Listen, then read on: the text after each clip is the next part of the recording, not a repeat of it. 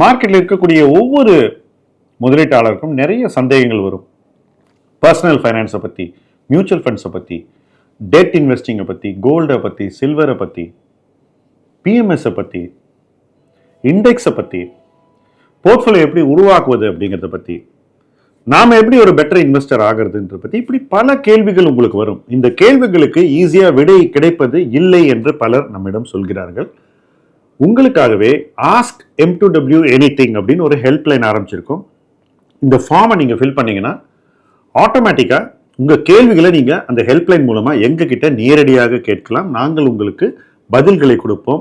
இந்த ஹெல்ப்லைன் ஆரம்பித்து கிட்டத்தட்ட 2 வாரம் ஆகுது. சில நண்பர்கள் இதை யூஸ் பண்ணுறாங்க. இன்னும் நிறைய பேர் இதை யூஸ் பண்ணிக்கலாம்.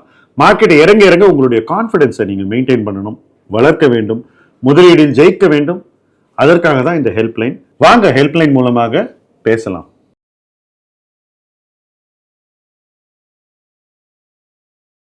$100 கோடி கனவு நிஜமாகுமா? 2 நண்பர்கள் இந்த ஃபர்ஸ்ட் வீடியோவை பார்த்துட்டு என்கிட்ட ஒரு ரிக்வெஸ்ட் வச்சாங்க.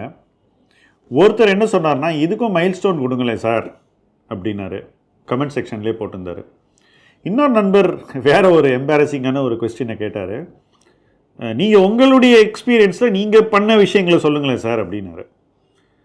பொதுவாக நான் அதை தவிர்க்கிறது என்னுடைய பழக்கம். பட் நானே யோசித்து பார்த்தேன், இதில் என்ன பெரிய தயக்கம்? ஒன்றும் கிடையாது.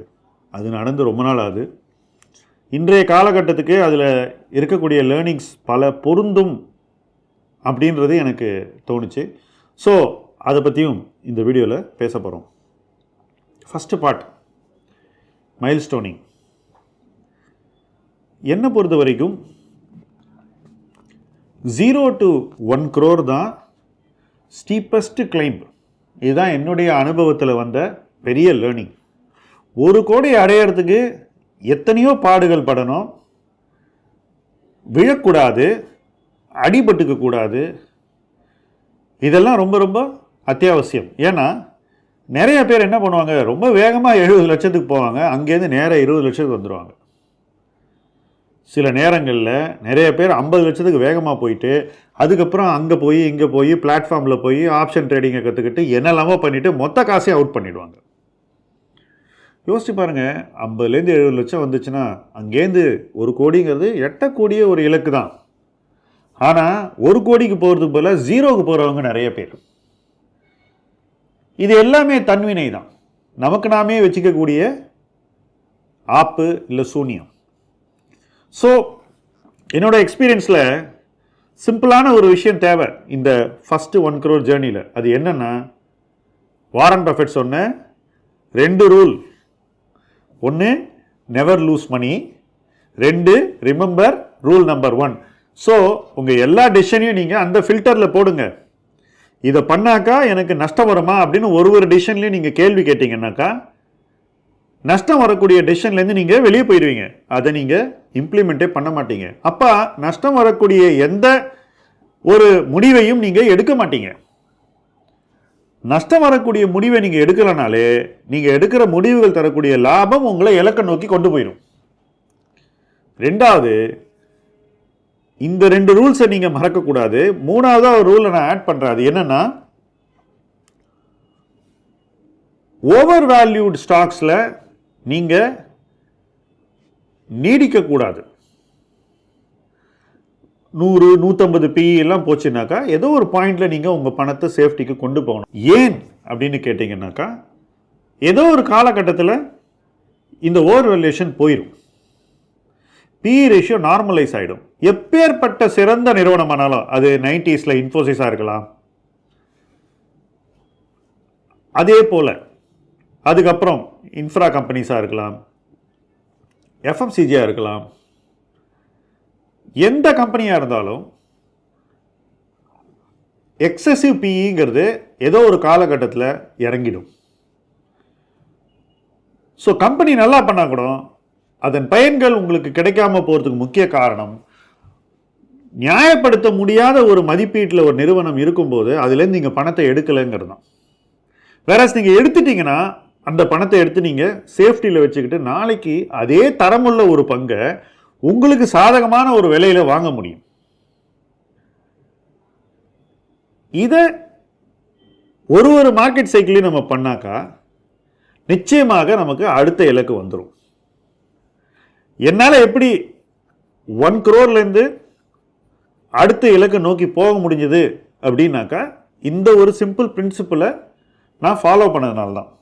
ஸோ ஒரு பேர் மார்க்கெட் அப்படிங்கிறது, ஒரு சந்தை சரிவு என்பது எனக்கு ஏற்படுத்தக்கூடிய பாதிப்பு சந்தையில் ஏற்பட்ட பாதிப்பை விட குறைவாக இருந்தது.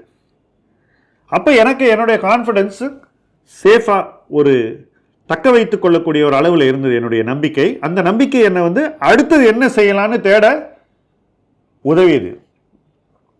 ஸோ இதுதான் ரொம்ப ரொம்ப முக்கியம். இதை நீங்கள் 2 லட்சத்துலேருந்து 5 லட்சம், 10 லட்சம், 25 லட்சம், 50 லட்சம், 1 கோடின்னு இந்த 6 மைல்ஸ்டோன்லையும் நீங்கள் கடைபிடிச்சிங்கனாக்கா நிச்சயமாக நீங்கள் அந்த 1 crore இலக்கை எட்டிடுவீங்க.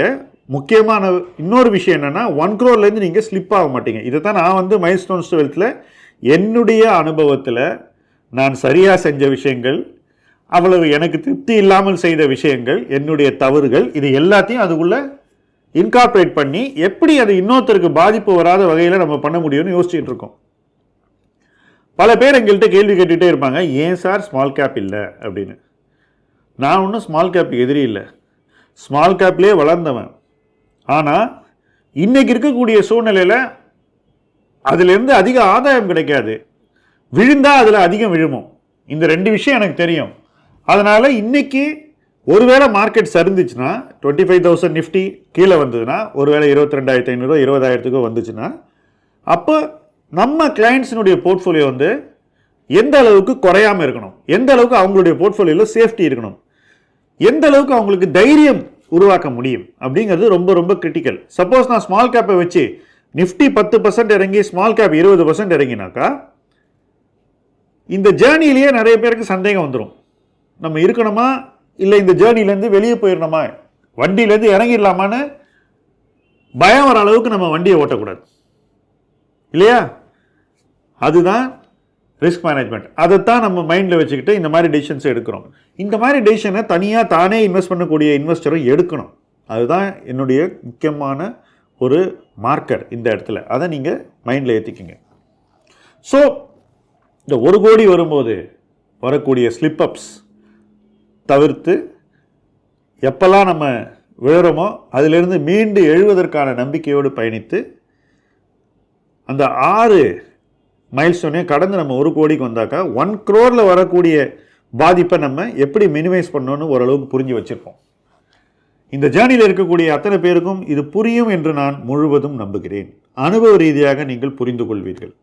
சரி, இப்போ 1 crore அப்புறம் என்ன? அடுத்த மைல்ஸ்டோன் 1 crore அப்புறம் என்ன பொறுத்த வரைக்கும் 5 கோடி. இரண்டாவது மைல்ஸ்டோன் 10 கோடி. மூன்றாவது மைல்ஸ்டோன் 25 கோடி. நான்காவது மைல்ஸ்டோன் 50 கோடி. ஐந்தாவது மைல்ஸ்டோன் 100 கோடி. ஸோ செகண்ட் ஜேர்னியில் 1 to 100ல் 5 மைல்ஸ்டோன் தான். சிம்பிள் விஷயம் என்ன? 1 crore நீங்கள் ரீச் பண்ணிட்டீங்க, அந்த இடத்துல உங்களை பாதுகாத்துக்கணும். திருப்பி நீங்கள் கீழே போகக்கூடாது, லாஸ் வரக்கூடாது, லாஸ் தரக்கூடிய எந்த முடிவையும் நீங்கள் அந்த இடத்துல எடுக்கக்கூடாது. 1 crore 5 crore போகிறதுக்கு எவ்வளோ டைம் ஆகும்? என்னுடைய அனுபவத்தில்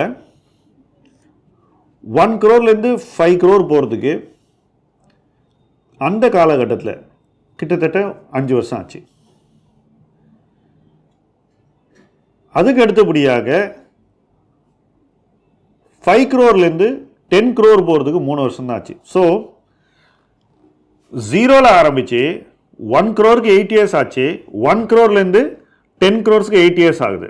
இதுக்கு இடையில் ஒரு பேர் மார்க்கெட், பயங்கரமான பேர் மார்க்கெட் வருது. ஒரு ஜேர்னிலையும் ஒரு பேர் மார்க்கெட் வருது. முதல் பேர் மார்க்கெட் 2வது வருஷத்துலேயே வருது 1992ல்.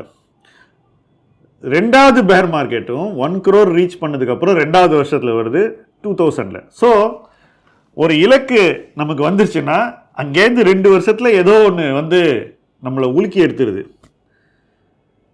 பட் 2 பேர் மார்க்கெட்லையுமே நான் டேமேஜ் கண்ட்ரோல் நல்லாவே பண்ணேன்னு சொல்லுவேன். நான் என்னுடைய அனுபவத்தில் லாஸ் மிட்டிகேஷன், நஷ்டம் வராமல் எப்படி நம்மை பாதுகாத்து கொள்வது என்பது ஒரு மிக முக்கியமான ஒரு காரணம் அந்த ஜேர்னி வந்து அடுத்த கட்டத்தை நோக்கி போகிறதுக்கு. நான் பார்த்த வரைக்கும் என்னுடைய நண்பர்கள் எல்லாமே தே கேம்பிள் த ஹவுஸ். தமிழில் சொன்னோன்னா கிட்டத்தட்ட அவங்க மகாபாரதம் மாதிரி கையில் இருக்கிறது எல்லாத்தையும் டேபிளில் வச்சிடுறாங்க. அப்போ எல்லாமே இழந்து விடுகிறார்கள். என்னை பொறுத்த வரைக்கும் அந்த மாதிரி ஒரு தேவையே இல்லை. ஒரு நல்ல இடத்துக்கு நம்ம வந்துட்டோம்னா அந்த இடத்துல இருந்து அடுத்த நல்ல இடத்துக்கு போகிறதுக்கு டெஸ்பரேஷன் இருக்கக்கூடாது. கையில் இருக்கிறதெல்லாம் எடுத்து ஹை ரிஸ்கில் போடுறதுங்கிற அந்த அணுகுமுறையை முற்றிலும் தவிர்க்கணும். அதுதான் முக்கியமான ஃபஸ்ட்டு பாயிண்ட். இதுதான் என்னுடைய ஜேர்னியில் வந்த முக்கியமான லெசன். அதான் இலக்கு அடைஞ்ச உடனே 2 வருஷத்தில் சோதனை வரும்னு சொன்னேன் இல்லையா?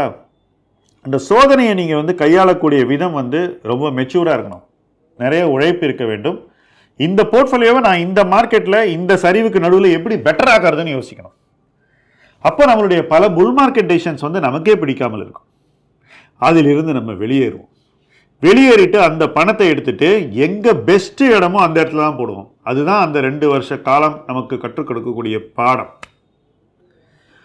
ஒரு பீக்கில் இருந்து நீங்கள் 1 கோடிக்கு போனீங்கன்னா அங்கேருந்து நீங்கள் கீழே வரீங்க. எவ்வளோக்கு போகிறீங்க? ரொம்ப முக்கியம் அது.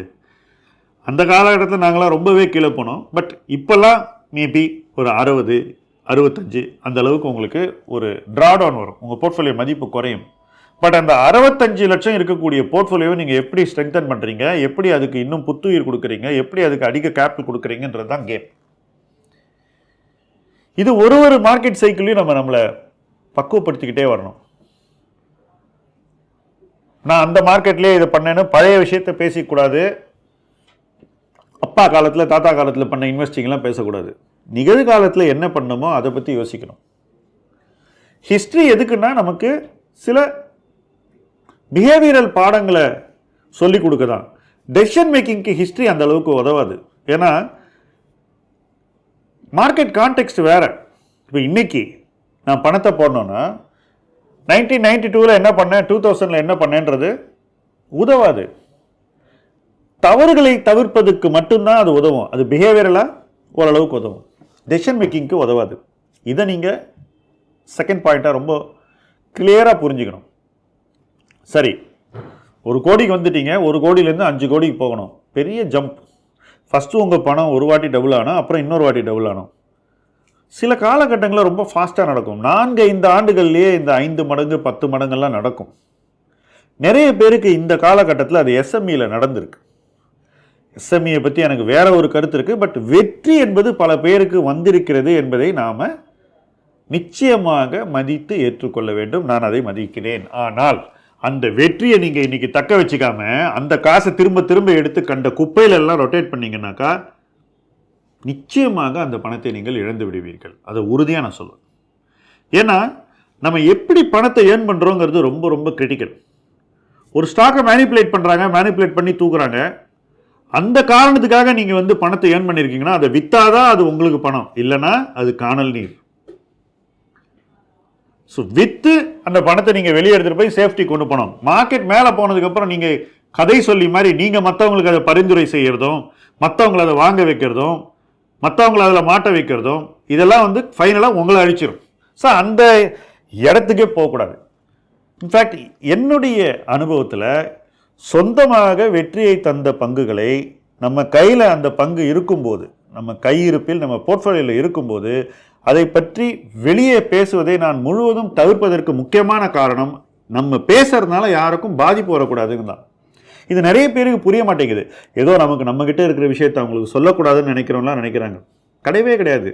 எனக்கு நல்லா தெரியும் அதில் வரக்கூடிய பாதிப்பு என்ன. இதனால் வந்து நான் லாபம் அடைஞ்சிருவேன், மற்றவங்க நஷ்டம் அடைஞ்சிருவாங்கன்றது எனக்கு ஏற்றுக்கொள்ள முடியாத ஒரு விஷயம். ஸோ இந்த ஆக்டிவிட்டியில் டைமை ஸ்பெண்ட் பண்ணாமல் நாம் எப்படி நம்ம பணத்தை குவைட்டாக பாதுகாப்பாக கொண்டு போய் வச்சுக்கிட்டு நமக்கு என்ன அடுத்தது அப்படின்னு ஒரு தேடலில் நம்ம போகணும். நம்ம திருப்பி ஒரு ஃப்ரெஷ் லேர்னிங்கில் போகணும். அந்த இடத்துல நம்ம காலர் தூக்கி விட்டுக்கிட்டா லேர்னிங்கே வராது, அந்த பக்கமே நம்ம போக மாட்டோம். ஸோ ஒரு இலக்கு வந்த உடனே அந்த இடத்துல எந்தெந்த ஸ்டாக்கில் ரிஸ்க் இருக்குது, எந்தெந்த ஸ்டாக்கில் நம்ம ரிஸ்க்கை குறைக்கணும், ரிஸ்க்கை குறைச்சி நம்ம ரிலீஸ் பண்ணுற பணத்தை எப்படி மறுபடியும் வேற ஒரு ஸ்டாக்கில் ரிஸ்க் எடுக்கக்கூடிய ஒரு இடத்துக்கு கொண்டு போகணும், அந்த ஸ்டாக்கில் ரிஸ்க்கை எப்படி எடுக்கணும், இதில் கிடைத்த வெற்றியை போலவே அடுத்து முதலீடு செய்யக்கூடிய பங்குலையும் வெற்றி கிடைக்குமா, எவ்வளவு காலம் காத்திருக்க வேண்டும், அந்த வெற்றி நமக்கு கணிசமான வெற்றியாக இருக்குமா, கணிசமான வெற்றி அடைவதற்கு பணத்தை எப்படி அந்த ஸ்டாக்குக்குள்ள முடிவு செய்து முதலீடு செய்யணும், பணத்தை எப்படி நம்ம டிப்ளாய் பண்ணணும், இதெல்லாம் லேயர்ஸ் ஆஃப் டெசிஷன்ஸ். ஸோ வெற்றி வந்த உடனே நாம் இந்த டைரக்ஷனில் போகணும், இந்த வேலையை செய்யறதுக்கே நமக்கு டைம் பத்தாது. வேறஸ் வெளியிலலாம் போய் ஊரெல்லாம் போய் நான் இதை சொன்னேன்னு நான் பேசிக்கிட்டு இருந்தேன்னாக்கா இது எதையுமே நான் செய்ய தவறிடுவேன், அடுத்த இலக்கை நான் நோக்கி போகவே முடியாது. பெரிய பெரிய இன்வெஸ்டர்ஸ் இன்னைக்கு நாட்டில் இருக்கக்கூடியவங்க, இங்கே இருக்கக்கூடியவங்க எல்லாருமே ஏன் வெளியில் வருவதில்லை அப்படின்றதுக்கான காரணம் என்னை பொறுத்த வரைக்கும் இதுதான். ஏன்னா அவங்களோடலாம் க்ளோஸாக பழகியிருக்கேன், அவங்களுடைய ஜேர்னியில் நான் நிறைய இன்ட்ராக்ட் பண்ணது மூலம் நான் கற்றுக்கிட்ட ஒரு விஷயம், இந்த அடக்கம் என்பது அவங்கள தங்க வேலையை இன்னும் பெட்டராக செய்யறதுக்கு உதவுது அப்படின்றது தான்.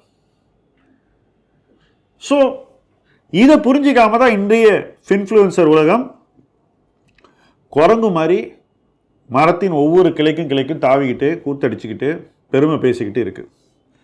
இதுக்கெல்லாம் ஒரு பேர் மார்க்கெட் வந்ததுன்னா தான் உங்களுக்கு தெரியும் உங்களுக்கு என்ன ஆகுன்றது. நான் இதை ஏன் சொல்கிறேன்னா, நீங்கள் உங்கள் போர்ட்ஃபோலியோவில் என்ன செய்யணும் அதை செய்யணும், அவங்க என்ன வேணால் செய்யட்டும், but you have to act and safeguard your profits if you want to go to the next level. இது என்னுடைய மோஸ்ட் இம்பார்ட்டண்ட் லேர்னிங். 1 crore இது பொருந்தியது, 5 crore பொருந்தியது. இது ரெண்டு நம்ம அந்த 2 மைல்ஸ்டோனில் சரியாக பண்ணதுனால தான் 10 crore அந்த மைல்ஸ்டோன் வந்து வேகமாக வந்தது. அது மட்டும் இல்லை, ஒரு பேர் மார்க்கெட்டில் செஞ்ச மாற்றங்கள், portfolio decisions, process changes, improvements இதெல்லாம் என்ன பண்ணிச்சு, அதுக்கப்புறம் ஒரு 3 வருஷத்தில் நமக்கு ரிட்டர்னை கொடுத்தது.